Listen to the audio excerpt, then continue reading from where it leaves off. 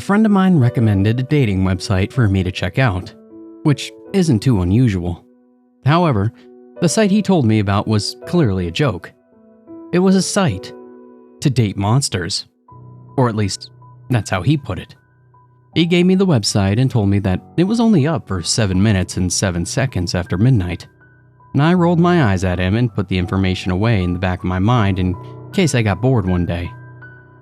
Recently, I got very bored and wasn't able to sleep, scrolling through my social media trying to find anything new. I sighed, wondering if there was something a bit more interesting that I could do. That website came to my mind. I mean, why not? If it was real, it was clearly a prank website that could entertain me for at least a few minutes. I waited for the clock to hit midnight and I easily found the website. It looked like one from the early 2000s. Locky, scrolling bars, and chunky mouse. The front page had a few profiles of the top creatures in demand. From what I could see of the photos, the top sellers looked like people wearing animal ears. This was a really poorly made joke. So I hit my screenshot key to show my friends, but nothing happened. I guessed some sites put a block on that sort of thing. I really didn't know much about website building to think otherwise. It would take me longer than 7 minutes to fill out the form or pick out a monster that I wanted to request a date with. I saw a randomize button on the top of the screen. However, hovering over it for a few moments, I clicked it. It brought me to a page that was simple compared to the rest. Instead of picking out a creature, you could have one sent to you. The site would tell you a day and time. The creatures of the site would be able to pick if they wanted to go out with you, so it wasn't truly random on both ends. The humans just didn't know what they would get.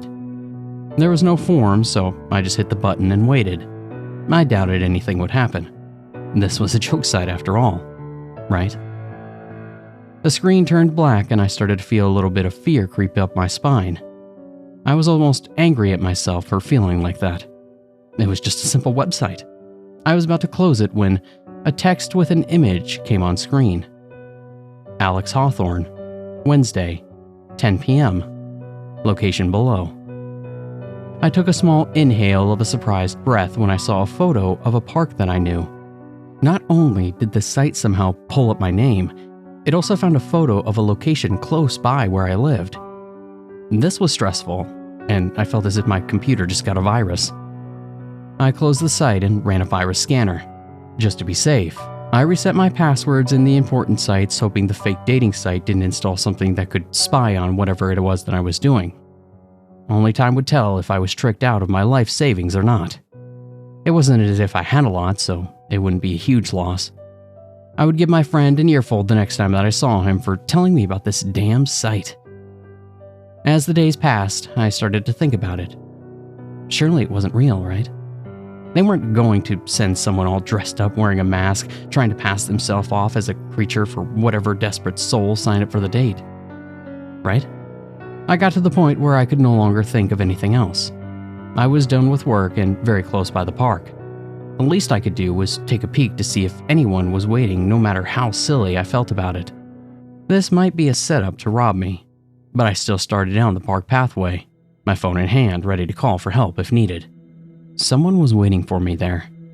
A tall man stood under a park light looking around as if expecting someone, and I froze, unable to decide if I should go near, when he spotted me and gave me a wave in my direction. I could never figure out what motivated me to go over to him. Normally, I would never do such a thing, but that night I found my feet moving on their own. He looked to be about a foot taller than me, middle-aged with salt and pepper hair cut short and styled back. He was wearing a long wool coat and it looked like it would fit into an old-fashioned European crime drama. His eyes were a bright blue, but I couldn't see the rest of his face. Half of it was covered by a gray cloth that went around his entire head. It was tied to a gold chain and it looked like a dancer's veil. He looked like he was smiling at me, but with the cloth covering his face, it was hard to tell.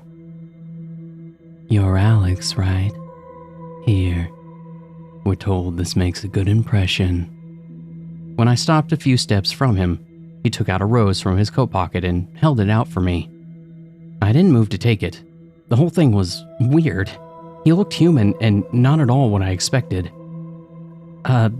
This is a joke, right? I asked slowly, not feeling right about the whole thing. It's up to you to decide what you believe. If you want to think of it as some sort of scam, you're free to walk away. However, the website will keep sending you monsters until you finish a date with one, he explained, Rose still towards me. I don't remember agreeing to that. It's in the fine print. I stared him down, trying to figure out what to do. He was a stranger after all, and I still didn't believe in the whole monster dating website thing. But I had nothing better to do that night, and he was acting friendly enough. I took the rose from him, and his eyes turned up in a smile. How did you know my name? I asked, still feeling weird about the whole thing. It's easy to find out.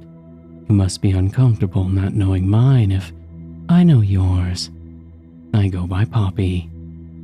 I raised an eyebrow. This was not a name that I would expect for him. Then again, none of this was really going as expected. So, you're not a human, right? Got anything special under that cloth of yours? His eyes looked like they were smiling again, but this time I got a chill from it. He took the edge of the cloth and lifted a faction. I couldn't see what was hidden under it, and my brain screamed at me, and I didn't want to find out. It was such a strange reaction, I needed to take a step back. It seems as if you do not want to know. No matter. Come along. I shall buy you food. It's a step of completing the date, so you can go back home sooner. I was still freaked out, but I followed behind him. I was led to a well-lit main street with stores still opened. If he wanted me to go back to a dark street, I would have left. Turning to face me, Poppy handed me some money. Regrettably, I cannot go inside. You shall need to buy your dinner. I do not need anything, so feel free to choose whatever you like. There was a few fast food places on the street and within walking distance. He gave me more than enough money for one meal, and I agreed, wondering what I got myself into. I could have just walked away with the money, but I was starting to feel a bit curious over what a date with a monster would be like. I picked the first place and got a meal to go. Poppy waiting outside for me and gave me another friendly wave when I came over, as if I didn't know where I left him. Damn it. This guy was a little too endearing. I almost wanted to believe in the whole monster thing. Would you like to eat in the park? He offered. The park entrance had a few tables for people, and it was right across the street from a police station. Overall, a very safe spot to sit and eat with a stranger, even if it was at night. I agreed and followed him again. We picked out a table that looked clean enough. I wasn't too hungry, so I picked away at my fries from the bag. So, if you don't eat fast food, what do you eat? People? Puppies? I asked, looking over at him. He sat across from me and thought about my question for a moment. I eat people's worries, he said finally. And I paused, well aware that I was giving him a look. Here, I was just trying to believe him, and he came out with this weirdness. Okay, I'll bite. How does that work? To put it better, I eat the causes of people's worries. It's like a monkey's paw thing. He raised a hand that was covered in a white glove to emphasize his point. Let's say you're worried about a job interview coming up. I eat those worries and there. No more job interview. Another example is if you're worried about your daughter's grades. You can see where I'm going with that. I ate a few more fries and closed the bag.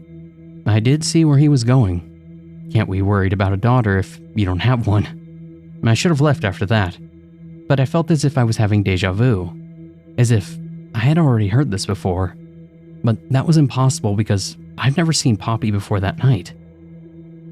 Do you warn people before you ruin their lives? Like, be careful what you wish for kind of deal? I asked and found my voice was shaking a little. Not often. I do tend to stress about how there is no going back, but I do believe you already know all of this. My body tensed up. This man no longer appeared charming. His blue eyes bore into mine until I needed to look away. I've never met him, and yet he was acting as if I had. My mouth became dry, but I didn't dare move to get a drink. I haven't, I started, but couldn't finish my statement. Haven't what? Ever met me before? Haven't requested my assistance? Alex, I recognized you after all these years. That is why I chose you when your name came up. I never expected to actually follow through with the whole dating site, and yet here we both are. My body started to tremble as I sat listening to him. I didn't believe a word of it. I couldn't. I just couldn't. The whole thing had gone too far. My arms started to ache in a phantom pain that I thought was long gone. But it felt as if Poppy was still sitting on the other side of the table, but it felt as if his form was getting bigger. The light surrounding him slowly faded until it was just his blue eyes in the darkness narrowed, staring at me. I shook my head, trying to wake myself up or anything to get me away from him. If we've never met before, then tell me, why do you wear long sleeves all the time? His hand reached over and grabbed my wrist. My stomach turned and I weakly tried to pull away from him. His voice changed to something deep and threatening, almost as if he was enjoying this. When I did not respond, he went on. If we have never met, then tell me how you got these burns, and where's the man who caused them? I couldn't take his looming dark form. My stomach finally gave up. I shot out of my seat, and thankfully a garbage bin was only a few steps away. I got sick from fear and stress, and when I finally looked back up, Poppy returned to normal. He sat silently waiting for me. As much as I wanted to leave, this man gave me a reason to stay. He was dragging up memories I worked so hard to forget. What happened before? How did we meet? My voice was hoarse and it sounded terrible.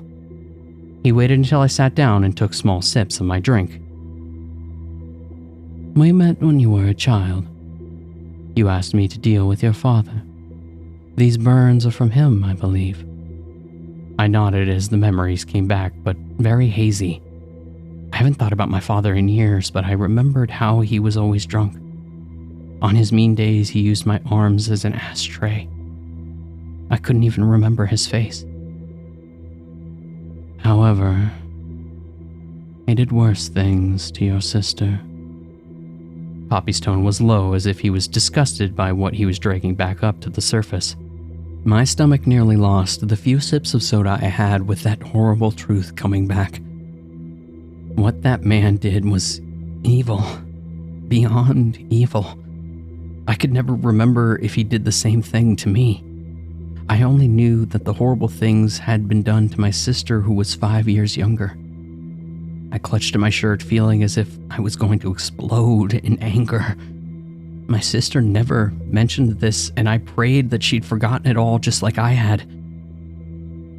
Why did you show up again? Why did you need to remind me? I asked through tears, thinking that Poppy was very cruel in that moment. He was a monster after all. I am aware of how you feel, but this may be better hearing it all from me now than what it is going to happen shortly. I have a vague sight when it comes to worries of the future. Back then, you were a child who still had some care for her father that was so monstrous. I could not burden you with his death. He had been in prison all this time. Your sister's memories shall never return because I devoured them. You requested some of yours to be saved in case he ever returned. My head shot up and I felt dizzy. How could he get out of jail? And if he did, what would he do to us? Would he leave us alone and go after some other children? I knew deep down that he would never stop. There was nothing good in him, and I wished Poppy talked my child self into ending it back then. Is he? I asked, unable to really speak. Yes. Either by escaping or by the legal system. He is going to be out of prison in the next month or so. I placed my head in my hands, unable to handle all of this information that I was given. It all felt too much of a coincidence of checking out the website and Poppy remembering my name. I suppose stranger things have happened. I didn't remember Poppy in my past, only faint memories of the same conversation about the monkey paw.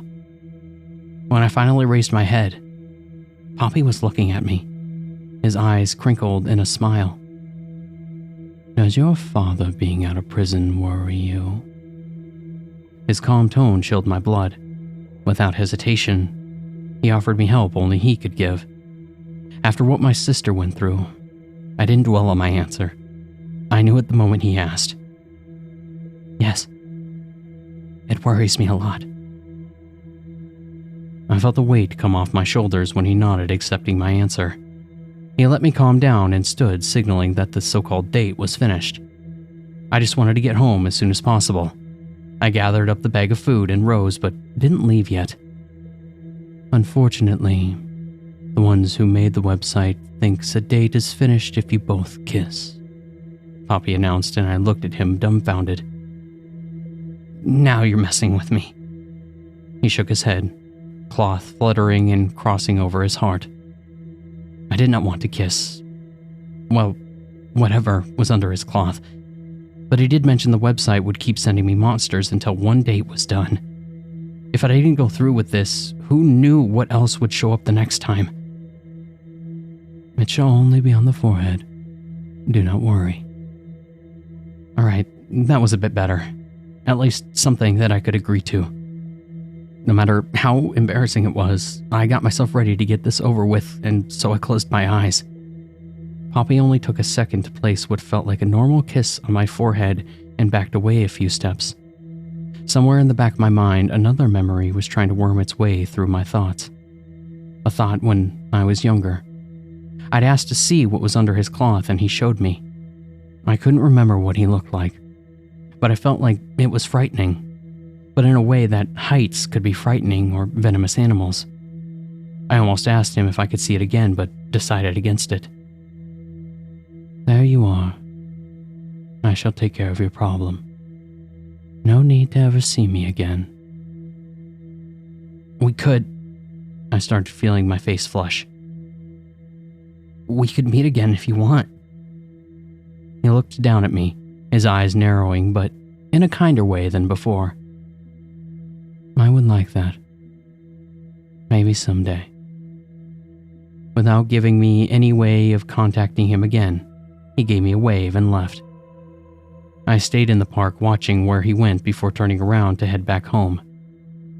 The rose I dried, the only proof of my first and only blind date. A month later, my mother called me. It was something serious, judging by her tone. My father tried to escape from prison that day.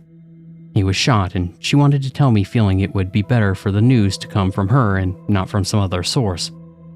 I told her how I felt about him for the first time, and we spoke for a while, something I never thought that I would be able to do.